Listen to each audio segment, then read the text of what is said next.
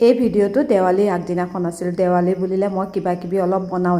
এইবাৰ বনাবলৈ ইমান সময়ো পোৱা নাছিলোঁ। ভাবিলোঁ আজিয়ে সকলোখিনি কৰি ল'ম। ইফালে বোলো দালি ভাতখিনিও বনাই লওঁ, লগতে আকৌ ভাবিলোঁ ইফালে ময়দা কেইটামানো মাৰি থৈছোঁ, নিমকি বনাম। দুপৰীয়াৰ কাৰণে শাক কাটি ল'লোঁ, কেৰেলা ভাজিবৰ কাৰণে কেৰেলাখিনিও কাটি ল'লোঁ। ইফালে বেঙেনা ফ্ৰাই কৰিম, বেঙেনাখিনিও কাটি ল'লোঁ। তাৰপিছতে ভাবিলোঁ কেক এটাও বনাই দিওঁ। কেকটো বনাবলৈ বেছি সময় নালাগে, বস্তুখিনি যোগাৰ কৰি ল'লে সোনকালেই হৈ যায়। ইফালে মোক কেকৰ কাৰণে সকলোখিনি যোগাৰ কৰি ল'লোঁ। লোৱাৰ পিছতে এয়া বনালোঁ। মই ভিডিঅ'টো আপোনালোকক কি কৰিছোঁ ৰেচিপি হিচাপে দিয়া নাই। ইফালে কেকটো মই এনেদৰে সকলোখিনি কৰি ল'লোঁ। লোৱাৰ পিছতে এয়া দেখিছে অকণমান কালাৰ দিলোঁ। কালাৰটো মোৰ লিকুইডটো নাছিলে, পাউডাৰ আছিলে, পাউডাৰটোতে দি ল'লোঁ। দি পেলাই এয়া য়েল্ল' কালাৰ হৈ গ'ল।